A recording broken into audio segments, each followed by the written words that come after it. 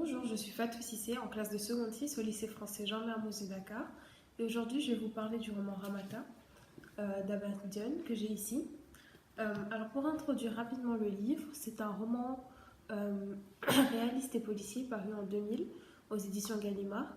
L'intrigue prend place au Sénégal dans les années 1980 puis 2000. Le livre raconte l'histoire de Ramata Kaba, une jeune femme d'une très grande beauté qui est adulée par son mari et les hommes en général, et jalousée par les femmes de ce fait.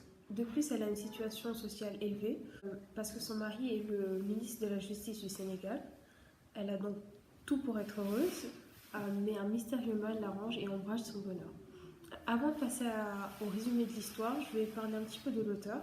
Alors, Abbas Dione est né le 16 décembre 1946 à Bargny, une ville près de Dakar, la capitale du Sénégal. Il fera l'école coranique puis française avant de se lancer dans des études d'infirmier. Il commencera à exercer en 1966 et exercera ce métier jusqu'à sa retraite. En 1968, il épouse Meriem, une jeune institutrice, et il a avec elle 7 enfants. Son premier roman, La vie en spirale, paraîtra en 1984 et c'est le premier d'une trilogie, donc La vie en spirale 2 et 3 paraîtront en 88 et 89, puis suivront Ramata en 2000 et Mekemi en 2008. Alors, rentrons dans le vif du sujet, l'histoire. Alors, le roman raconte la vie de Ramata Samb, née Kaba. Comme je l'ai dit précédemment, c'est une jeune femme magnifique qui a un mari aimant et qui la respecte et qui lui voue surtout une confiance aveugle. Elle est jalousée par toutes les femmes et bien évidemment, elle est riche, très riche même, et a tous les honneurs dus à une femme de ministre.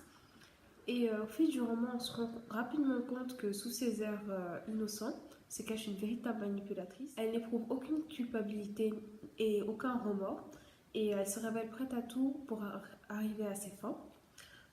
Alors, je vais parler du roman en évoquant 3 thèmes principaux que j'ai remarqués. En premier lieu, il y a la corruption et les abus de pouvoir, une problématique qui est vraiment présente tout au long du roman. On se rend compte rapidement que du coup la corruption a lieu quel que soit le milieu social et quelles que soient les raisons ou les personnes. Un thème qui est malheureusement très présent dans la société sénégalaise, et j'ai relevé quelques citations. Alors, tout d'abord, à la page 35-36, donc dès le début du roman, dès le tout début, que de fois dans la journée, un visiteur pressé ou important essayait de le saluer à la sénégalaise. Quand ils disent le, ils parlent de Ngordong, donc le gardien de la clinique Le Dantec. Ngordong refusait toujours le billet plié qu'il tentait de lui glisser en douce dans la main, et le visiteur perdait pendant un bref moment les pédales, restait penaud comme un enfant pris en pleine gaffe, mais surtout s'étonnait de voir un simple gardien ne pas faire comme tout le monde, refuser de se laisser corrompre et ainsi rejeter de l'argent en ces temps si difficiles. Donc, en parlant de la surprise des visiteurs qui sont éconduits par Ngordong, on montre bien que c'est quelque chose qui est vraiment très courant. C'est-à-dire tous les jours, on donne de l'argent et on passe partout. Et il y a aussi tout ce qui est au sujet de l'abus de pouvoir. À la page 39, gardien ouvre, je veux voir le professeur Gomis. Ngordong reconnut Madame Samb. Elle venait assez souvent à des heures parfois indues. À chaque visite, le professeur le prévenait pour qu'il la laissât entrer. Il ne l'avait pas fait cette fois. Peut-être possédait-elle un papier. Tu as un laissez-passer, madame? Quel laissez-passer? Un laissez-passer signé par le professeur Gomis. Je n'ai pas de laissez-passer à te donner. On ne t'a rien dit, toi? Je t'ai dit que je veux voir le professeur Gomis. Je te dis d'ouvrir le portail et toi, tu oses me demander un je ne sais pas quoi. Sais-tu bien qui je suis? Alors, sais-tu bien qui je suis, ça montre clairement que c'est une femme, donc on parle bien sûr de Ramata, qui a l'habitude d'avoir immédiatement tout ce qu'elle veut. Donc qu'un simple gardien ose lui dire non, ça va vraiment l'énerver et la dérouter pendant un moment. Elle va avoir une réaction très violente qui aura des conséquences tragiques par la suite. Et enfin, à la page 80, j'ai relevé l'encre agréable et argent. Avec ces 2 subtilités, on vient à bout de toutes les difficultés du monde, si compliquées soient-elles. Alors cette citation est très claire. Elle montre clairement que si vous savez parler, si vous savez convaincre et persuader, et si vous avez suffisamment d'argent, vous pouvez avoir absolument tout ce que vous voulez dans ce pays. Alors, un deuxième thème, c'est l'excision. Alors, c'est un thème qui est vraiment central dans le roman. Un seul chapitre lui est vraiment consacrée. Mais c'est la cause supposée pour Ramata Kaba de tous ces malheurs, parce que selon elle, ça serait parce qu'elle a été excisée qu'elle est frigide. Alors l'excision, c'est une mutilation génitale que subissent les fillettes, principalement en Afrique. Les personnes qui l'infligent la justifient comme étant une tradition et des dizaines de mythes et de légendes courent dessus. Mais en plus d'être cruelle, cette mutilation génétique, parce qu'en gros l'excision c'est le fait de couper une partie du clitoris ou le clitoris en entier et parfois les petites lèvres pour des raisons rituelles, en gros, comme j'ai dit, des raisons traditionnelles, cruelles. La mutilation, si elle est pratiquée dans de mauvaises conditions, peut être fatale pour la petite fille ou bien laisser des séquelles à vie aux victimes. Le chapitre en question commence à la page 191. J'ai relevé Ramata Kaba avait 12 ans. Elle n'avait pas encore atteint la puberté. Elle ne connaissait encore rien à la vie, sinon qu'elle s'écoulait trop tranquillement à Saraya, son village natal. Je trouve que cette première phrase souligne bien le fait que c'est vraiment des petites filles innocentes qu'on prend et elles ne connaissent rien à la vie et elles subissent cela et elles ne peuvent pas se défendre, elles ne peuvent rien dire. La période qui va suivre l'excision, les femmes vont, des femmes, les exciseuses, donc des femmes plus âgées, vont prendre les petites filles sous leurs ailes et leur expliquer le comportement qu'elles devront avoir à l'avenir. Elles vont les préparer plutôt à leur vie de femme, etc. Et je trouve que quelques phrases qui le résument bien, c'est page 299. Nous n'avons pas appris qu'une femme ne doit jamais extérioriser ses sentiments de façon éclatante. Qu'en toutes circonstances, elle doit se dominer, garder le sens de la mesure, ne pas gémir quand elle souffre, ne pas s'esclaffer quand elle est joyeuse. Maintenant, retourne terminer le repas, que ça ne tarde pas. Et un petit peu plus bas sur la même page, les fillettes reçurent toutes des visites, furent toutes traitées de sottes, de sans tête, et reçurent toutes une sévère correction. Pas une n'y échappa. Quelle que soit la réponse donnée, les 3 sorcières trouvaient toujours la parade et renvoyaient à grand renfort de coups de bambou les petites filles aux leçons enseignées. Oh bon voilà, c'est une initiation. C'est le moment là où on passe du statut de petite fille à celui de femme accomplie. Ensuite, un dernier thème. Je les ai réunis en 2 fois aussi, le viol et la frigidité. Alors la frigidité, c'est le fait de ne pas pouvoir ressentir de plaisir sexuel. Le viol, à présent je vais commencer par ça, c'est vraiment un des bouleversements de l'histoire. En fait, très peu de gens seront au courant qu'il a eu lieu, mais c'est celui-ci qui précipitera Ramata dans sa chute. Ce qui m'a beaucoup intriguée ici, c'est que en fait, le viol est présenté comme une délivrance pour Ramata, parce qu'il l'affranchit de sa frigidité. Mais en temps normal, c'est un événement qui est traumatisant vraiment pour les femmes. Et je me demandais, est-ce que c'est pas parce que Ramata est quelqu'un d'horrible qu'elle a une réaction inverse face à cet événement. Mais au final, c'est quand même ce qui la précipitera dans sa chute. Ensuite, au sujet de la frigidité, c'est quelque chose que Ramata rejette. Elle ne l'accepte absolument pas. Et on le voit à la page 305. Non, je ne suis pas normale, je suis frigide, l'interrompit-elle. Elle interrompt son gynécologue qu'elle est allée voir pour ce problème-là. Non, je ne suis pas normale, je suis frigide, l'interrompit-elle, les larmes au beurre des yeux. Comment puis-je être normale alors que je ne ressens absolument rien? Aide-moi, Armando, tu es un spécialiste, je n'accepte pas d'être frigide. Et oui, donc voilà, on voit très bien que c'est quelque chose qui la bouleverse.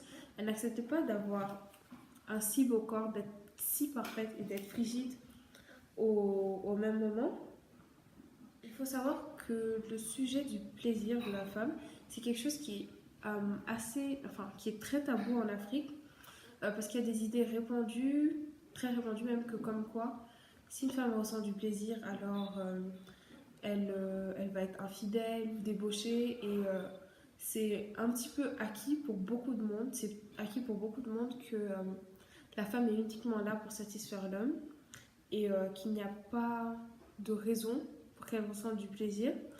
Et c'est une thématique très importante du roman. Je dirais même que c'est le nœud de l'intrigue, parce que c'est à cause de cette frigidité que Ramata va souffrir et va faire toutes sortes de folies par la suite. On se rend compte que c'est vraiment une délivrance.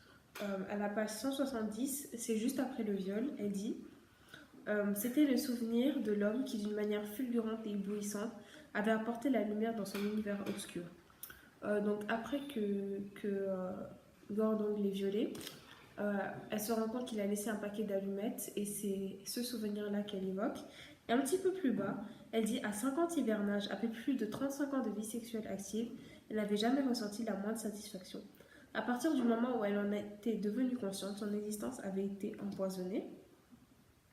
Donc voilà, une citation qui résume parfaitement sa situation, sa vie. Enfin, à la page 365, j'ai relevé quelques citations.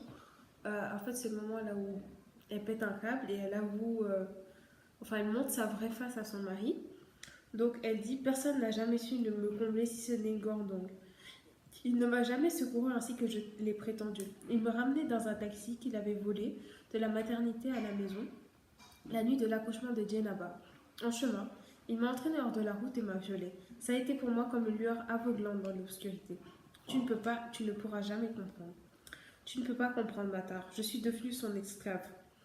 Alors voilà, c'est la manière dont elle va raconter son viol, donc c'est quand même assez paradoxal. Enfin, pour terminer sur ce focus sur l'histoire, j'ai relevé quelques citations qui sont très représentatives du roman, selon moi.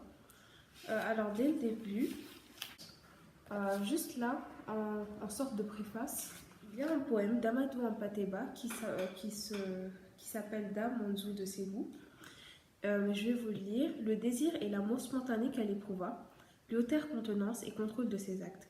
Elle oublia les faveurs de Douga. Elle oublia qu'elle était première reine d'un État célèbre pour le courage de ses guerriers et la richesse de sa population. Une seule idée demeurait dans sa tête: posséder Da, le saisir dans ses bras, se donner à lui entièrement. Elle oublia le reste du monde. Il lui fallait Da à n'importe quel prix. Je trouve que c'est un poème qui est extrêmement représentatif parce que c'est un résumé de l'histoire.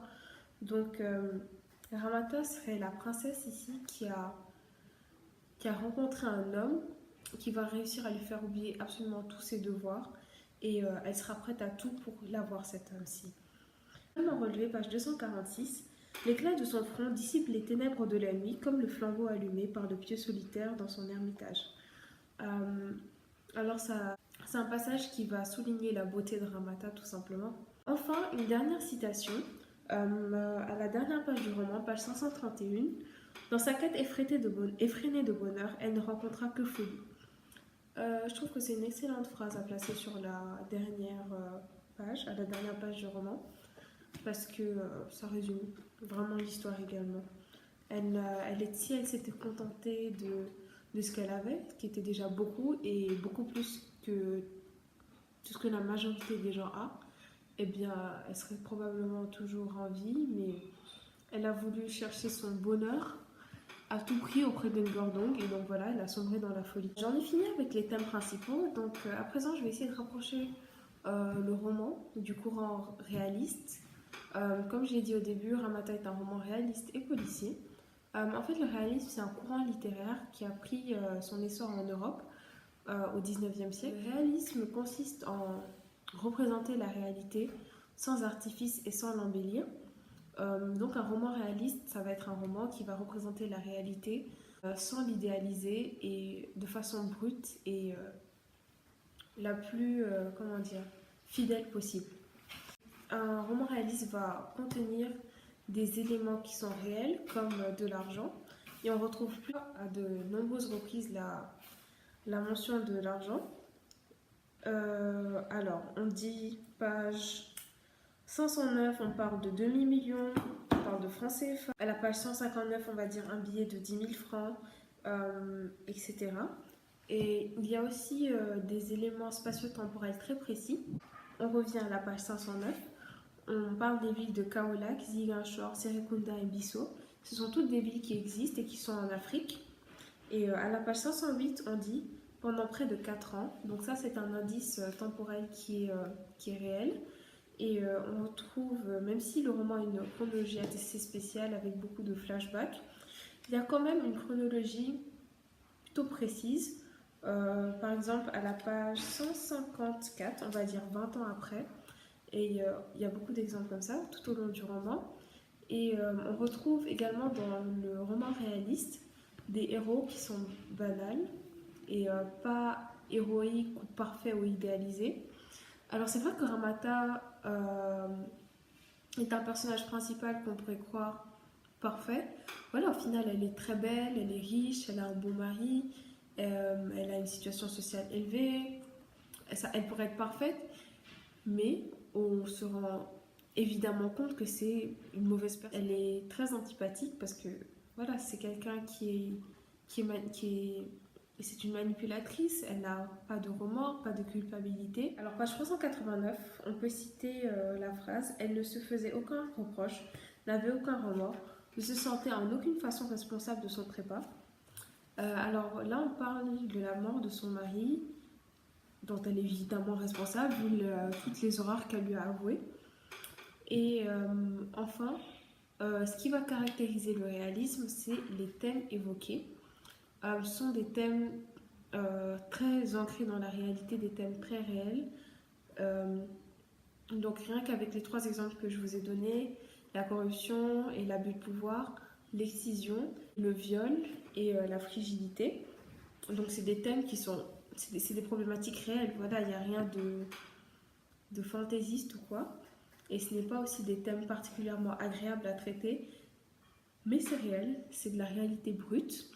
Et on va aussi trouver l'infidélité qui sera évoquée étant donné que Ramata trompe son mari à de très nombreuses reprises. On va aussi retrouver le mensonge, on va retrouver la pauvreté, les inégalités de classe, l'injustice, donc que des thèmes qui ne sont pas forcément agréables. Mais c'est vrai, c'est pour conclure ce sujet, Ramata est un roman réaliste parce que l'auteur a su distiller des éléments réels comme l'argent. Il a donné une situation spatio-temporelle très précise avec de nombreux éléments. L'héroïne est tout à fait banale et n'a rien d'héroïque du tout. C'est une anti-héroïne. Et les thèmes évoqués sont très proches de la réalité et pas forcément agréables. Et donc voilà, c'est tout. Merci de m'avoir écouté.